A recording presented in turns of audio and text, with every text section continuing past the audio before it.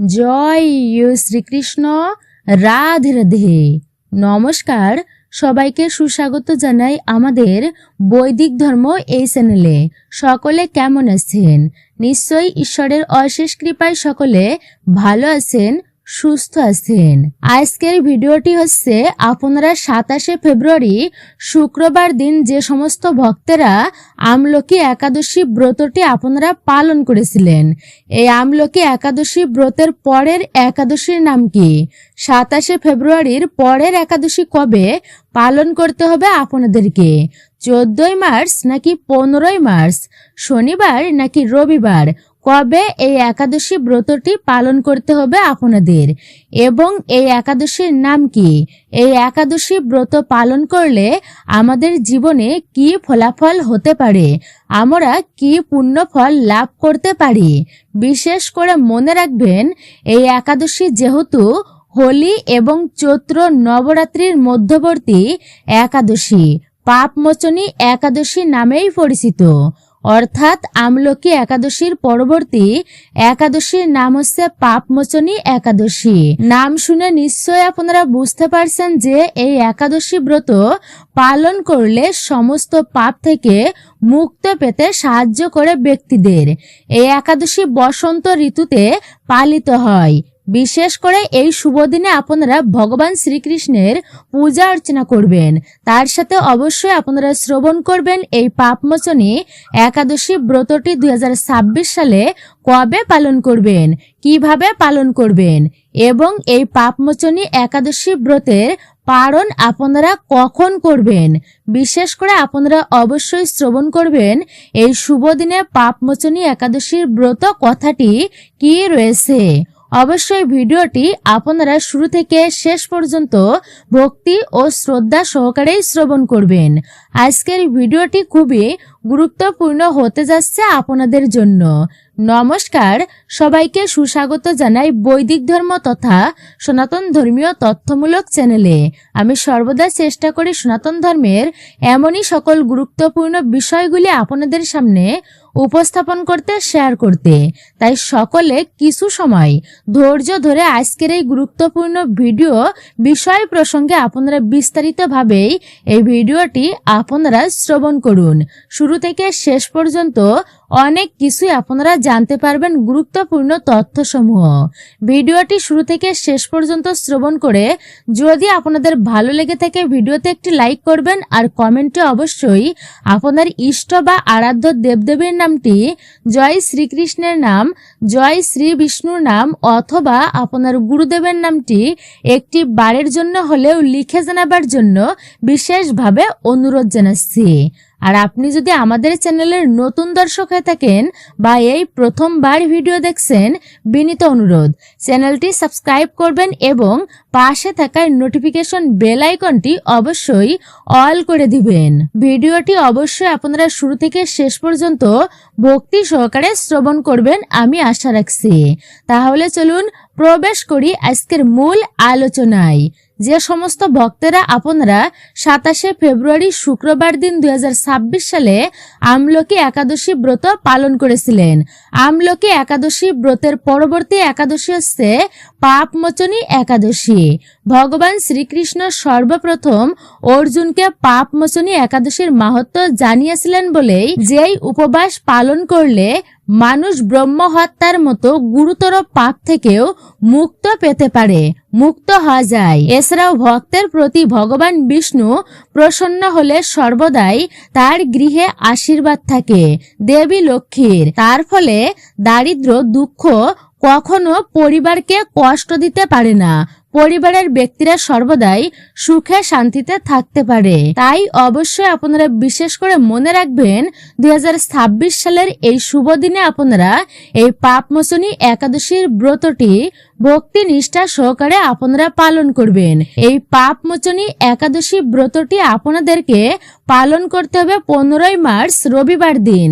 এই শুভ দিনে আপনাদের এই পাপমোচনী একাদশী ব্রতটি ভক্তি নিষ্ঠা সহকারে পালন করতে হবে, যেটি 24টি একাদশী ব্রতের মধ্যে সর্বশ্রেষ্ঠ এবং সর্বশেষ একাদশী পাপমোচনী একাদশী নামেই পরিচিত। এটি হোলিকা দহন এবং চৈত্র নবরাত্রির মাঝামাঝিতে এই সময়ে এই পাপমোচনী একাদশী ব্রতটি পালিত হয়ে থাকে। হিন্দু ভাষায় পাপ শব্দের অর্থ হচ্ছে অপকর্ম বা পাপ, বা মোচন শব্দের অর্থ হচ্ছে মুক্তি। তাই এই একাদশী সমস্ত কৃত পাপ থেকে মুক্তি দেয় এই একাদশী ব্রত পালনের ফলে। 2026 সালে এই পাপ মোচনী একাদশী ব্রতটি পালন করবেন সেই সমস্ত ব্যক্তিরা সকল ধরনের পাপ থেকে আপনারা খুব সহজেই মুক্তি লাভ করতে পারবেন। তাই ব্যক্তিরা পাপ মোচনী একাদশীর উপবাস পালন করে অত্যন্ত শুভ ফলাফল প্রাপ্ত করতে পারবেন বলেই বিশ্বাস রয়েছে। বিশেষ করে আপনারা অবশ্যই 15 মার্চ রবিবার এই পাপ মোচনী একাদশী ব্রতটি পালন করবেন এবং পরের দিন অর্থাৎ 16 মার্চ সোমবার এই শুভ সময়ে অর্থাৎ এই দিনে আপনাদেরকে এই ব্রতের পালন করতে হবে। পালনের সময় রয়েছে সকাল 5:44 থেকে শুরু করে 9:43 মধ্যে আপনাদেরকে 16 মার্চ সোমবার দিন পাপমোচনী একাদশী ব্রতের পালন করতে হবে। যদি আপনারা ব্রতের পালন না করেন তাহলে কিন্তু ব্রতের কোনো পূর্ণ ফল আপনারা পাবেন না এবং পূর্ণ ফল পাওয়া যায় না সঠিক সময়ে পালন না করলে। আপনারা 15 মার্চ রবিবার দিন এই একাদশী ব্রত পালন করে ঠিক পরের দিন অর্থাৎ দ্বাদশীতে এই শুভ সময় অবশ্যই আপনারা এই পাপমোচনী একাদশী ব্রতের পালন করবেন, তবে আপনার ব্রতটি পূর্ণফল লাভ পাবে। বিশেষ করে আপনাদেরকে মনে রাখতে হবে পাপমোচনী একাদশী মানে সমস্ত খারাপ বা সমস্ত পাপ থেকে ধ্বংস করা একটি বিশেষ একাদশী। এই দিনে যদি আপনারা সম্পূর্ণ নিষ্ঠা ও পূর্ণ ভক্তি সহকারে পূর্ণ উপবাস আপনারা পালন করেন তাহলে ভগবান বিষ্ণুর উপাসনা যদি করতে পারেন সম্পূর্ণ আপনারা উপবাস রেখে, তাহলে বলা হয়েছে অত্যন্তই শুভ হতে পারে আপনাদের জীবনে, অখণ্ড সুখ প্রাপ্ত করতে পারবেন। বিশেষ করে অন্যদের কাছে মিথ্যা বলা বা কারোর সমালোচনা করা উচিত নয়। এই একাদশী ব্রত করার পর হিংসা, ব্রহ্মহত্যা, অহংকার, সোনাচুরি, মদ্যপান, গর্ভপাত এবং আরো গুরুতর পাপ থেকেও মুক্ত পাওয়া যায়।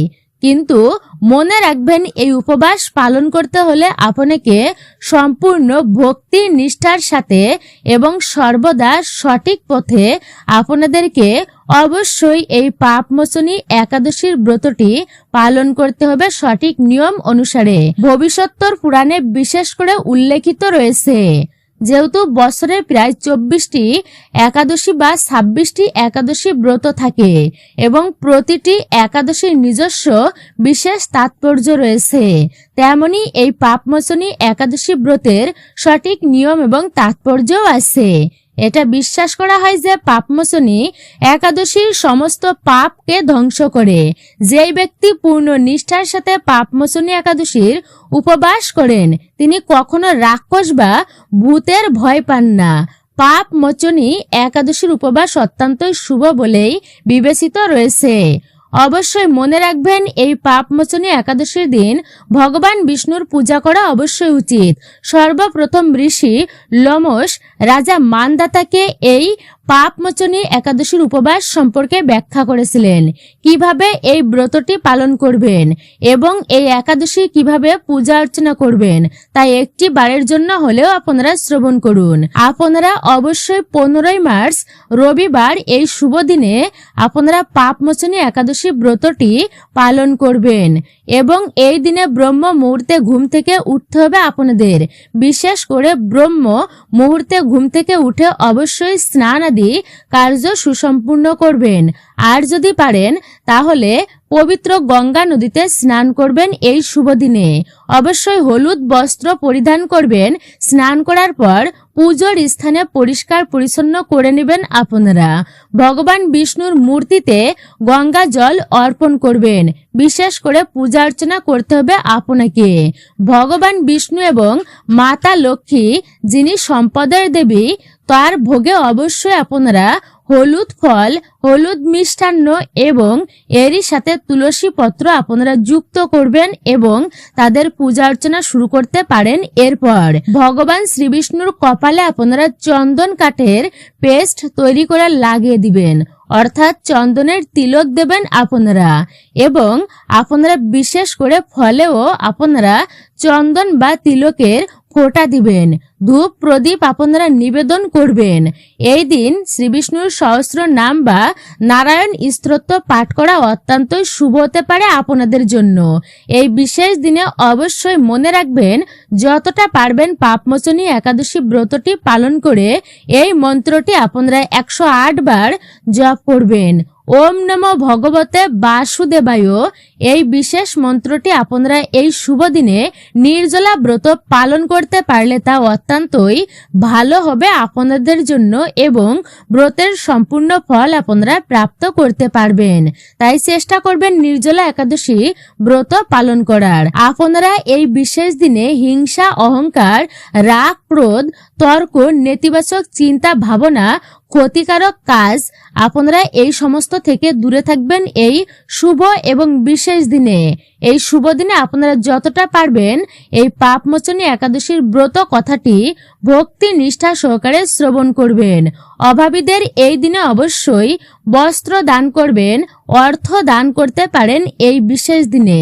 গরুকে আপনারা খাবার দেবেন এই বিশেষ দিনে, তা বলা হয়েছে অত্যন্ত শুভ হবে আপনাদের জন্য। পরের দিন এবং এই শুভ সময়ে আপনারা সঠিক সময়ের মধ্যে পালন কার্য সুসম্পূর্ণ করবেন ব্রতের। আপনারা তাহলে পূর্ণ ফলাফল প্রাপ্ত করতে পারবেন এই একাদশী ব্রতের। নতুবা এর অন্যতা হলে কখনোই সম্পূর্ণ ফল লাভ করতে পারবেন না। তাই এই দিনে বিশেষ করে আপনারা পাপমোচনী একাদশী ব্রতটি সঠিক নিয়মে পালন করে ঠিক পরের দিন দ্বাদশী তিথিতে ব্রতের পালন অবশ্যই করতে হবে আপনাদের। পাপমোচনী একাদশী ব্রতটি পালন করলে আপনাদের সমস্ত ধরনের মানসিক শান্তি, শুদ্ধকরণ প্রাপ্ত হবে। নেতিবাচক কর্ম এবং অতীতের সমস্ত ধরনের পাপ থেকে মুক্ত প্রাপ্ত হওয়া যায়। আপনার মনোযোগে উন্নতি বৃদ্ধি পাবে এবং স্মৃতি শক্তিও বৃদ্ধি পাবে। আপনারা মনে রাখবেন সর্বদাই ভগবান শ্রীবিষ্ণুর আশীর্বাদ প্রাপ্ত করতে পারবেন এই একাদশী ব্রত পালনের ফলে এবং মাতা লক্ষ্মী দেবীরও আশীর্বাদ লাভ করতে পারবেন ব্যক্তিরা, যার ফলে আপনার সমস্ত পাপ দূরীভূত হবে ভগবান শ্রীবিষ্ণুর কৃপায়।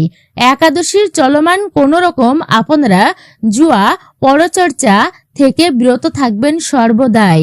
আপনারা এমন কোনো কার্য করবেন না যাতে আপনার ব্রতটি নষ্ট হয়ে যায়। এই একাদশী চলমান কোনো ভক্তদের সাথে বা কোনো ব্যক্তিদের সাথে আপনারা খারাপ আচরণ কখনোই করবেন না, খারাপ কথা বলবেন না। যতটা পারবেন এই দিনে আপনারা নির্জলা উপবাস থাকারই চেষ্টা করবেন। যদি না পারেন তাহলে অবশ্যই আপনারা ফলমূলাদি গ্রহণ করবেন এই একাদশী ব্রতের দিনে। এই একাদশী ব্রত পালন করতে হবে আপনাকে ভক্তি ও নিষ্ঠা সহকারে, কিন্তু বিশেষ করে আপনারা পঞ্চ রবি শস্য গ্রহণ করবেন না এই বিশেষ দিনে। পঞ্চ রবি শস্যর কোনো খাবার আপনারা খাবেন না। আপনারা সমস্ত ব্যক্তিরা 2026 সালে 15 মার্চ রবিবার এই একাদশী ব্রতটি পালন করবেন। ঠিক পরের দিন অর্থাৎ সোমবার আপনাদেরকে এই ব্রতের পালন করতে হবে। আপনারা শ্রবণ করলেন যে কবে এই পাপমোচনী একাদশী ব্রতটি আপনারা পালন করবেন এবং কবে আর কোন সময়ে আপনারা পালন কার্য সুসম্পূর্ণ করবেন, কিভাবে পালন করবেন। আর অবশ্যই শ্রবণ করবেন এইবার পাপমোচনী একাদশী ব্রত কথাটি, যেটি অবশ্যই সমস্ত ব্যক্তিদের একবার হলেও নিষ্ঠা ও ভক্তি সহকারে শ্রবণ করাই উচিত। যুধিষ্ঠির শ্রীকৃষ্ণকে বললেন, হে জনার্দন, চৈত্র মাসের কৃষ্ণ পক্ষের একাদশীর নাম ও মাহাত্ম্য কৃপা করে আমাকে বলুন। হে ধর্মরাজ যুধিষ্ঠির, আপনি ধর্ম বিষয়ক প্রশ্নই করেছেন। এই একাদশী সকল পাপ থেকে নিস্তার এবং মোচন করে বলেই এই পবিত্র একাদশী পাপ মোচনী নামেই প্রসিদ্ধ। রাজা মানদাতা একবার লোমশ মুনিকে এই একাদশীর কথা জিজ্ঞাসা করেছিলেন। তার বর্ণিত সেই বিচিত্র উপাখ্যানটি আপনার কাছে বলছি, আপনি মনোযোগ দিয়ে শ্রবণ করুন। প্রাচীনকালে অতি মনোরম চৈত্ররথ পুষ্প উদ্যানে মুনিগণ বহু বছর ধরে তপস্যা করতেন। এক সময় মেধাবী নামক এক ঋষিকুমার সেখানে তপস্যা করছিলেন। মঞ্জু ঘোষা নামে এক সুন্দরী অপ্সরা তাকে বশীভূত করতে চাইল, কিন্তু ঋষির অভিশাপের ভয়ে সে আশ্রমের 2 মাইল দূরে অবস্থান করতে লাগলো। বীণা বাজিয়ে মধুর স্বরে সে গান করত। একদিন মঞ্জু ঘোষা মেধাবীকে দেখে কামবানে পীড়িতা হয়ে পড়ে। এদিকে ঋষি মেধাবীও অপ্সরার অনুপম সৌন্দর্য দেখে মুগ্ধ হন। তখন সেই অপ্সরা মুনিকে নানাভাবে নানা হাব ভাব ও কটাক্ষ দ্বারা বশীভূত করে। ক্রমেই পাপ পরবশ মুনি সাধন ভজন বিসর্জন দিয়ে তার আরাধ্য দেবকে বিস্তৃত হয় তার থেকে। এইভাবে অপ্সরার সাথে কামক্রিয়ায় মুনির বহু বছর অতিক্রান্ত হলো। মুনিকে আশার ভ্রষ্ট দেখে সেই অপ্সরা দেবলোকে ফিরে যেতে মনস্থ করল। একদিন মঞ্জু ঘোষা মেধাবী মুনিকে বলতে লাগলো, হে প্রভু, এখন আমাকে নিজ গৃহে ফিরে যাবার অনুমতি প্রদান করুন। কিন্তু মেধাবী বললেন, হে সুন্দরী, তুমি তো এখন সন্ধ্যাকালে আমার কাছে এসেছো, প্রাতকাল পর্যন্ত আমার কাছেই থেকে যাও। মুনির কথা শুনে অভিশাপের ভয়ে সেই অপ্সরা আরো কয়েক বছর তার সাথে বাস করল। এইভাবে বহু বছর 55 বছর 9 মাস 7 দিন অতিবাহিত হলো। দীর্ঘকাল অপ্সরার মিলনে থাকলেও মেধাবীর কাছে তা অর্ধরাত্রি বলেই মনে হলো। মঞ্জু ঘোষা পুনরায় নিজ স্থানে গমনের প্রার্থনা জানালে মুনি বললেন, এখন প্রাতকাল, যতক্ষণ পর্যন্ত আমি সন্ধ্যা বন্দনা সমাপ্ত না করি ততক্ষণ পর্যন্ত তুমি এখানেই থাকো। মুনির কথা শুনে ঈষৎ হেসে মঞ্জু ঘোষা তাকে বলল, হে মুনিবর, আমার মিলনে আপনার যে কত বছর অতিবাহিত হয়েছে তা একবার বিচার করেই দেখুন। এই কথা শুনে মুনি স্থির হয়ে চিন্তা করে দেখলেন যে তার 56 বছর অতিবাহিত হয়ে গিয়েছে।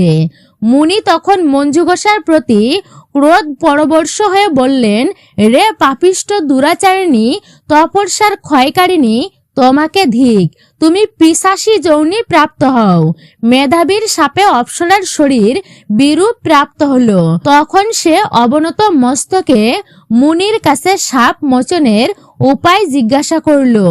মেধাবী বললেন, হে সুন্দরী, চৈত্র মাসের কৃষ্ণ পক্ষিয়া পাপমোচনী একাদশী সর্ব পাপ ক্ষয়কারিণী।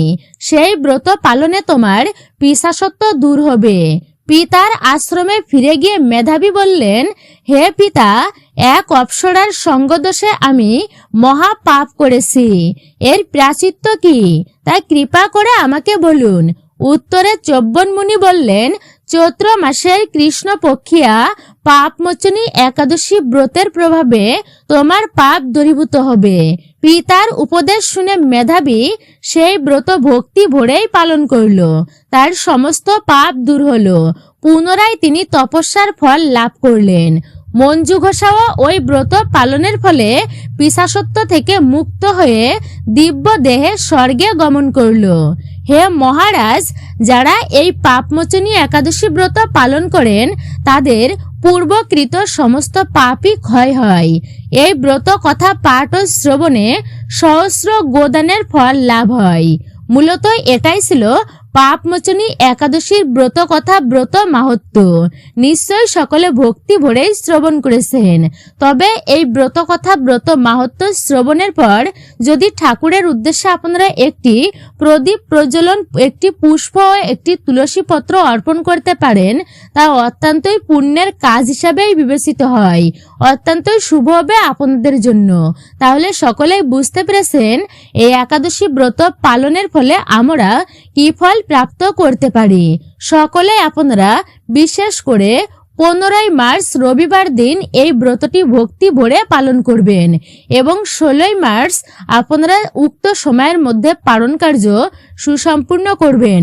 যে সময়টা আপনাদের সাথে তুলে ধরা হয়েছে সেই সময়ের মধ্যে অবশ্যই পালন কার্য করবেন। ভগবানকে পঞ্চ রবিশস্য নিবেদন করে পালন মন্ত্র উচ্চারণ করে ওম একাদশাম নিরাহার ব্রত নানেন কেশব প্রসিদ্ধ সুমুখনাথ জ্ঞান দৃষ্টি প্রদভব। আপনারা এই মন্ত্রটি 3 বার পাঠ করে তাই আপনারা পালন কার্য সম্পূর্ণ করবেন এই পাপমোচনী একাদশী ব্রতের। আপনারা অবশ্যই এই দিনে ভক্তি সহকারে এই দিনটি অতিবাহিত করবেন। জয় শ্রীকৃষ্ণ, রাধে রাধে। এটাই ছিল আমাদের বৈদিক ধর্ম চ্যানেলের আজকের ভিডিওটি। অবশ্যই ভিডিওতে আপনারা একটি লাইক করবেন এবং কমেন্টে জয় শ্রীকৃষ্ণের জয়, জয় শ্রী বিষ্ণুর জয় লিখতে একদমই ভুলবেন না। আপনি যদি আমাদের চ্যানেলে নতুন এসে থাকেন তাহলে অবশ্যই চ্যানেলটি সাবস্ক্রাইব করবেন, বিনীত অনুরোধ। পাশে থাকা নোটিফিকেশন বেল আইকনটি অবশ্যই অল করে দিবেন। একজন সনাতনী ব্যক্তিকে আপনারা সাপোর্ট করবেন আমি আশা রাখছি। মূল্যবান মতামত জানাতে একেবারেই ভুলবেন না। নতুন পুরাতন সকল ব্যক্তিকেই অসংখ্য ধন্যবাদ আমাদের চ্যানেলের পাশে থাকার জন্য এবং আমাকে সাপোর্ট করার জন্য। ভিডিওটি সম্পূর্ণ দেখার জন্য আপনাকে অসংখ্য ধন্যবাদ।